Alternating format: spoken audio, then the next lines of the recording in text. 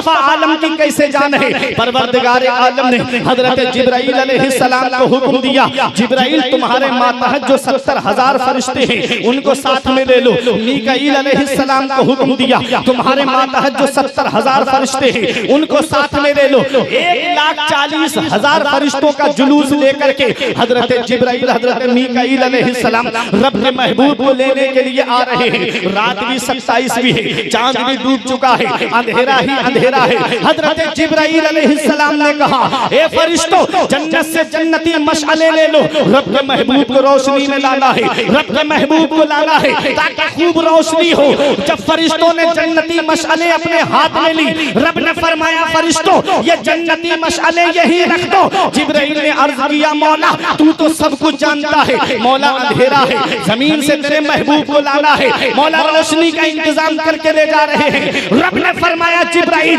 मैंने अपने महबूब के चेहरे पर अपनी सिफाते गैरत के 70,000 पर्दे डाल दिए हैं, एक पर्दा उठा देना, रोशनी ही रोशनी हो जाएगी। जब फरिश्तों ने जन्नती मशाले रख दी, आला हजरत पुकार उठे, बुझ गई जिसके आगे सभी मशाले, बुझ गई जिसके आगे सभी मशाले, शम्मा मुँह लेके आया हमारा। नारे तकबीर, नारे रिसालत, मसलके आला हजरत आमदे हुजूर रईसुल अंबिया। नारे तकबीर, नारे रिसालत। वाह वाह वाह। रब के महबूब को हजरत जिब्राइल अलैहिस्सलाम लेके जा रहे हैं। कहां से वो सफर कहां से शुरू होता है, अल्लाह का कुरान बयान करता है, सुब्हानल्लज़ी अस्रा बिअब्दिही लैलन मिनल मस्जिदिल हरामी इलल मस्जिदिल अक़सा। पाक है वो जात जो ले गया अपने बंदे को रातों रात मस्जिद हराम से मस्जिद अक़सा। जब मस्जिद अक़सा में मुस्तफ़ा जाने रहमत पहुंचे, जब मस्जिद अक़सा बैतुल मक़दिस फिलिस्तीन मुल्क शाम मुस्तफ़ा जाने रहमत पहुंचे, तो मस्जिद अक़सा के अंदर हजरत आदम सलाम से लेकर हजरत ईसा अलैहिस्सलाम तक जितने नबी तशरीफ लाए थे, तमाम नबी सफे बनाए खड़े हैं, तमाम अंबिया सफे बनाए खड़े हैं। मुसल्ला इमामत खाली है, मुस्तफा जाने रहमत मुसल्ला इमामत पे खड़े होते हैं। देखो तवज्जो दीजिएगा मेरी बात पर जो मैं अर्ज करने जा रहा हूँ। नबी मुसल्ला इमामत पे तशरीफ फरमा है, आए सबसे आखिर में, खड़े हैं सबके आखिर। आला हजरत फरमाते हैं, नमाज अक़सा में था यही सिर, आया अव्वल आखिर है, दस्त बस्ता सब पीछे हाजिर, जो सल्तनत आगे कर गए थे। तबारक अल्लाह शान तेरी, तुझी को ज़ेबा है बेनियाज़ी, कहीं तो वो जोश लल्लरानी, कहीं तकाज़े विसाल। वो है मुस्तफा जाने रहमत। मुस्तफा मेराज को तशरीफ ले गए, सुभान अल्लाह। पहला आसमान, दूसरा, तीसरा, चौथा, पांचवा, छठा, सिदरतुल मुंतहा, अर्श आज़म, लामका, रब के कुर्बे खास में पहुंचे। जन्नत देखी, दोज़ख देखी, जन्नत में अपने सहाबा के महल्लात देखे, जहन्नम के अंदर अजाब होते हुए देखे। कितना वक्त लगा होगा, कोई बता सकता है कितना वक्त लगा होगा? अल्लाह जाने, अल्लाह का महबूब जाने। बेशक कितना वक्त लगा होगा मेराज में। और जब वापस तशरीफ लाए तो बिस्तर भी गर्म है, जंजीर भी हिल रही है, पानी भी बह रहा है। और मुस्तफा मेराज से वापस तशरीफ ले आए, जंजीर बोलती रही, दर बोलता रहा, लौटे तो उम्मे हानी का घर बोलता रहा। आए गए हुजूर सरे अर्श, बार बार सिदरा से जिब्राइल का पर बोलता रहा। थर्रा गए यजीद के सब लश्करों सिपाह, नेज़े पे जब हुसैन का सर बोलता रहा। मुस्तफा जाने रहमत वापस तशरीफ लाए, कितना वक्त लगा, कितने साल लगे होंगे? तो अब आला हजरत का शेर सुनो, फरमाते हैं, वो जो ना थे तो कुछ ना था, वो जो ना हो तो कुछ ना हो, जान है वो जहान की, मुस्तफा आलम की जान है। और जब आलम की जान रब के कुर्बे खास में चली गई, तो दुनिया की जो चीज जहां थी वहीं पर रोक दी गई, पानी वहीं रोक दिया गया, बिस्तर की हरारत वहीं रोक दी गई। और सुनो प्यारे मुसलमानों, जंजीर को वहीं रोक दिया गया। और जब आलम की जान वापस आलम में आ गई, जब आलम की जान वापस दुनिया में आ गई, गई तो दुनिया का निजाम चलने लगा, दुनिया का माहौल चलने लगा। आला हजरत फरमाते हैं वो जो न थे तो कुछ न था, वो जो न हो तो कुछ न हो, जान है वो जहान की, जान है तो जहान। नारे तकबीर, नारे रिसालत, मसलके आला हजरत, सुभान अल्लाह सुभान अल्लाह। अब और सुनो, अल्लाह तबारक व तआला ने इंसानों की रुश्द व हिदायत के लिए तकरीबन 1,24,000 या कमोबेश 2,24,000 अंबियाए किराम को भेजा है। हर पैगंबर किसी न किसी पैगंबर की चमक में काम करता रहा।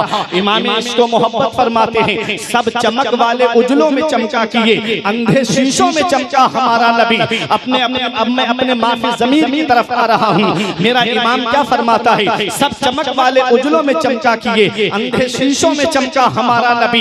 हर पैगंबर किसी न किसी पैगंबर की चमक में काम करता रहा। हजरत आदम अलैहिस्सलाम आए, रब की रुबूबियत का ऐलान किया, रब की अहदियत का ऐलान किया, रब की रुबूबियत का ऐलान किया। तकरीबन 1000 साल तक लोगों के सामने ऐलान करते रहे। और जब आप इस दुनिया ज़ाहिरी से तशरीफ ले जा रहे थे, अपने बेटे हजरत शीश को बुलाया, बेटा तुमने इस मेरी चमक को देखा है, ठीक इसी चमक में काम करते रहना, ठीक इसी रोशनी में काम करते रहना।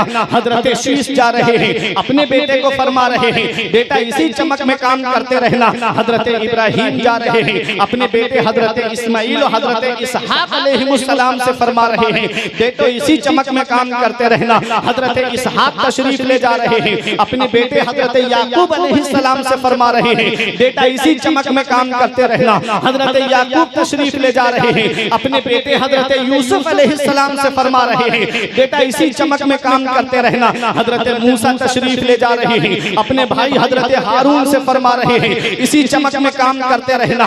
हजरत ईसा अलैहिस्सलाम को जब अल्लाह ने आसमान पर उठा लिया, हजरत ईसा अलैहिस्सलाम से लेकर मेरे नबी की आमद तक 570 साल का जमाना गुजर गया। कोई पैगंबर नहीं आया, कोई रसूल नहीं आया, कोई नबी नहीं आया। क्या हाल हो गया था मक्के वालों का, आप उलमा से सुनते सुनते हुए चलिएगा। वो हाल, वो दौर जमाना जाहिलियत कहलाता है, वो अय्याम जाहिलियत कहलाते हैं, जिस दौर में किसी के यहाँ बेटी पैदा होती तो जमीन में जिंदा गाड़ देता, अगर बेटी रोती तो सर पे भारी पत्थर उठा के उसके सर पे मार करके उसको वही खत्म कर देता। किसी जवान औरत का शौहर मर जाता, उसे जिंदा चिता पे जला दिया जाता। अगर किसी औरत का शौहर मर जाता तो वो बूढ़ी माँ अपने बच्चों की विरासत में आ जाती। बेटा चाहता तो माँ को खुद अपने पास रखता या अपनी माँ को ले जाकर के बाजार में बेच आता।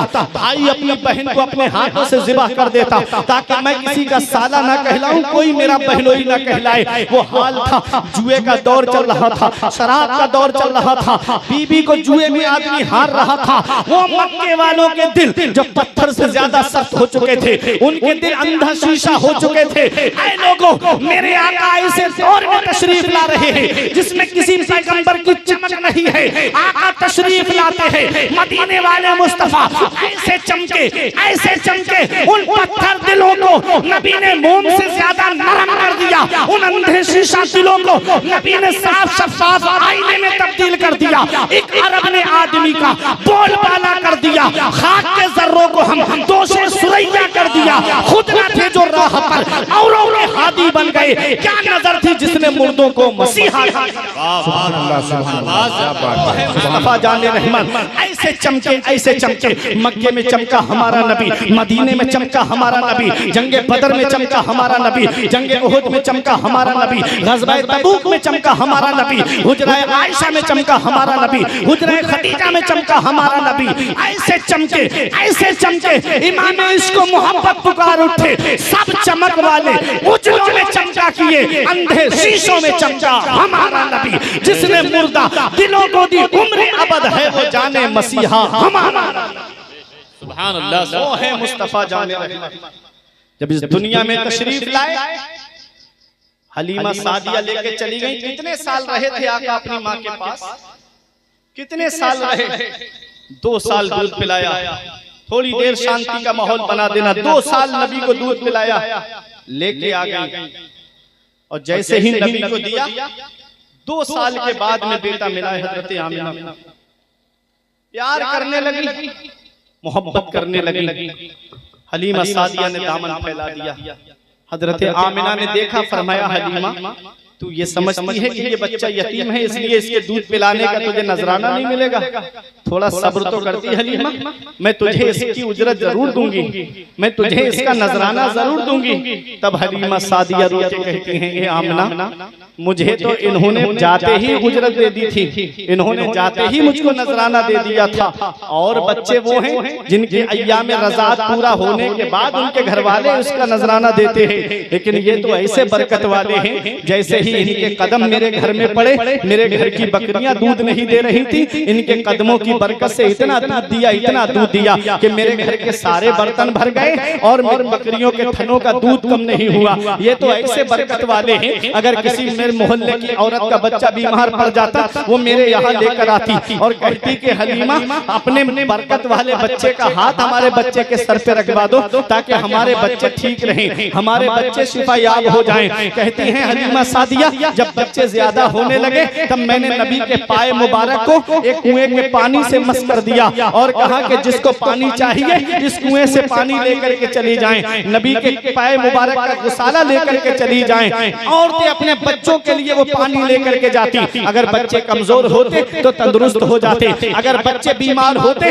तो शिफायाब हो जाते। आला हजरत पुकार उठे, जिसके तलबों का धोबन है आबे हयात, जिसके तलबों का धोबन है आबे हयात है वो जाने मसीहा हमारा नबी। हलीमा सादिया कहती हैं ये तो ऐसे बरकत वाले हैं जैसे ही इनके कदम मेरे घर में पड़े, इन्होंने पहले ही दिन मुझको नजराना दे दिया था, कहा फिर दामन क्यों फैलाए हैं? हलीमा सादिया कहती हैं मुझे इनसे ऐसी मोहब्बत हो गई है कि मैं एक लम्हा भी इनके बगैर नहीं रह सकती। ए आमिना इजाजत दे दो, कुछ दिन के लिए मैं और इनको अपने घर लेकर चली जाऊं। हजरत आमिना ने फरमाया हलीमा 2 साल के बाद मेरा लाडला मुझे मिला है और तूने फिर दामन फैला दिया। सुन, हमारे खानदान की ये रीत रही है कि जो हमारे सामने दामन फैलाता है हम उसे खाली दामन नहीं भेजते, हम उसके दामन को गौहर मुराद से भर दिया करते हैं। ले जा मेरे लाल को, जितने दिन चाहे उतने दिन अपने पास रखना।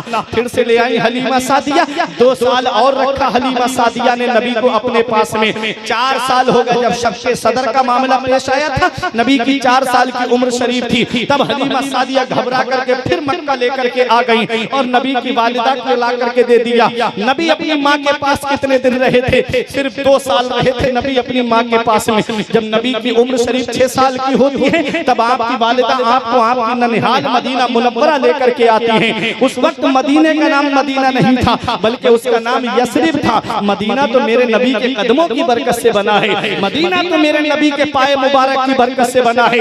आई हजरत आमिना लेकर के, वापसी के मौके पे मकाम अबवा में तबीयत खराब हो गई। कोई आम खातून बीमार नहीं हुई है, कबीले कुरैश की एक मुअज़्ज़ज़ खातून बीमार हुई है। काफिला ठहर जाता है, काफिला रुक जाता है, लेकिन तबीयत में कोई सुधार नहीं हुआ। तब काफिले वालों की मोहब्बत ने जवाब दे दिया। काफिले का सरदार आके कहता है, ए हजरत आमिना, हमने बहुत चाहा कि आपकी तबीयत ठीक हो जाए, लेकिन तबीयत में कोई सुधार नहीं लग रहा है, इसलिए इजाजत दे दो, अब हम काफिला आगे लेके जाना चाहते हैं।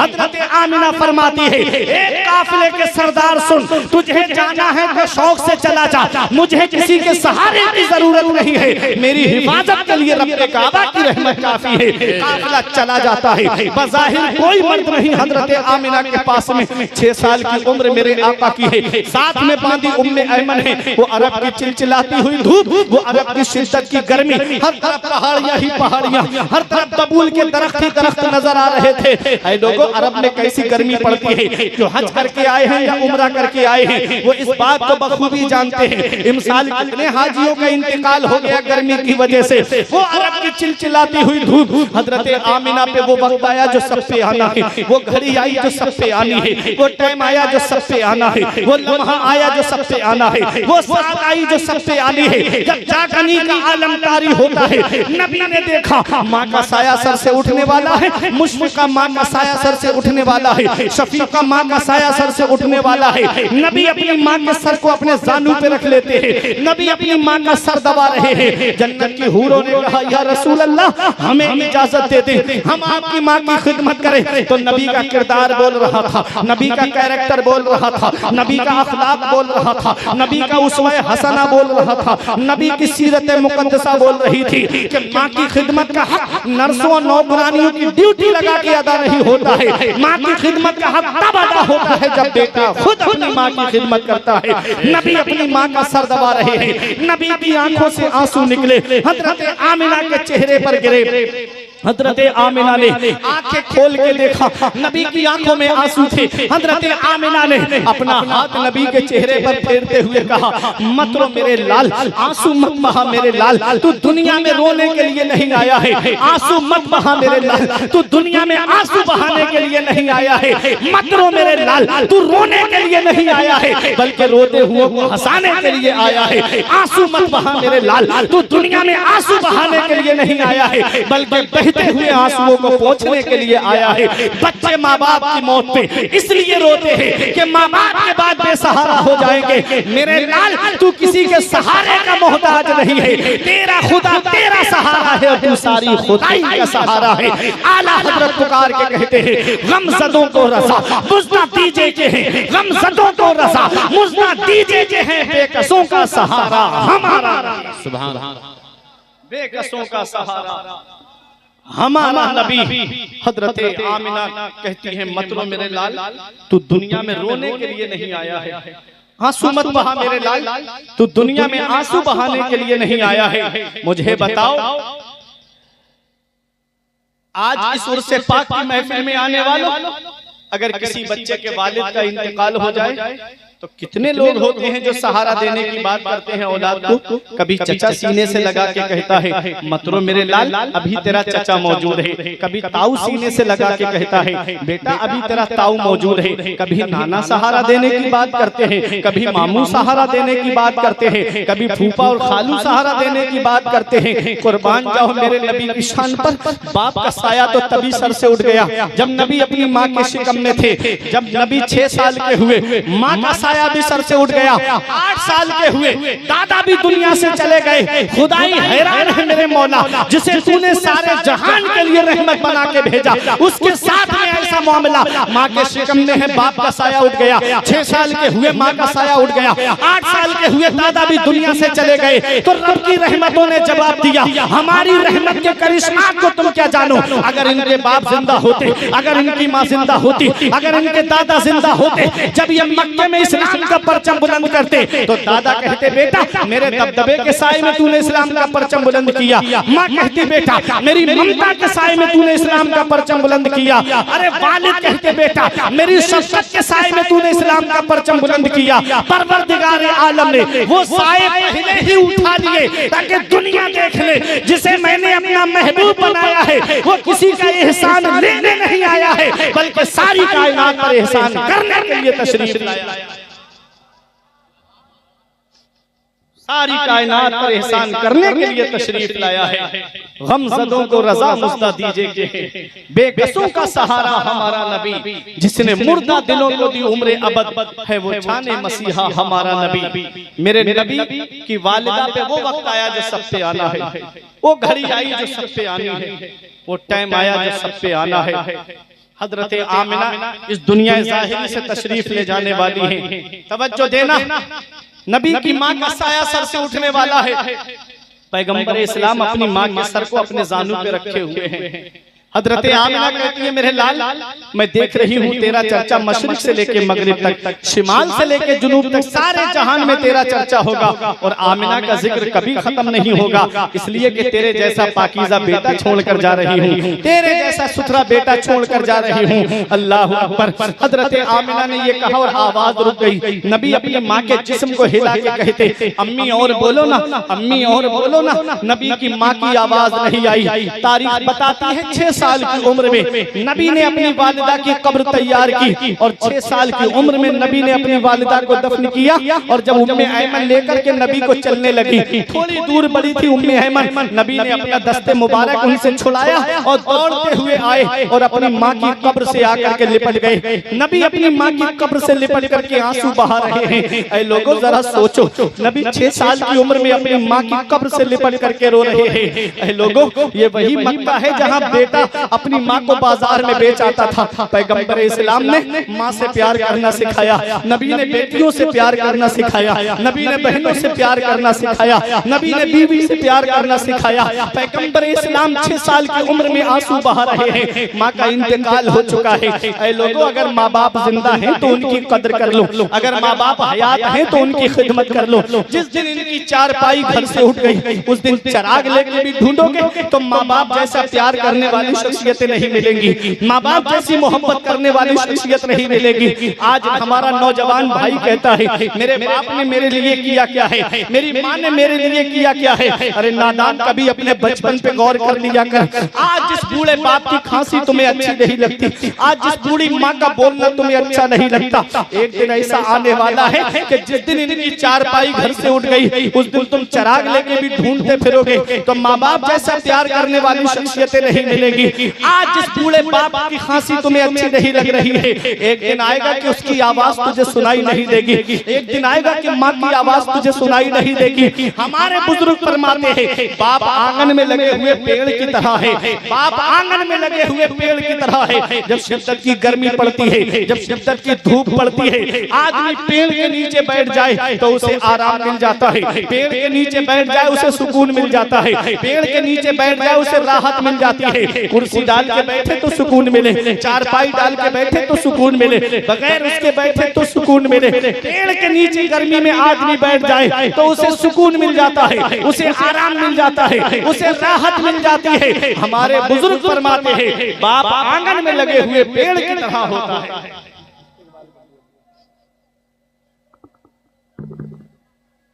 देखिए शायरी अहले सुन्नत भाई मोहम्मद अली फैजी साहब की आमद हो गई है।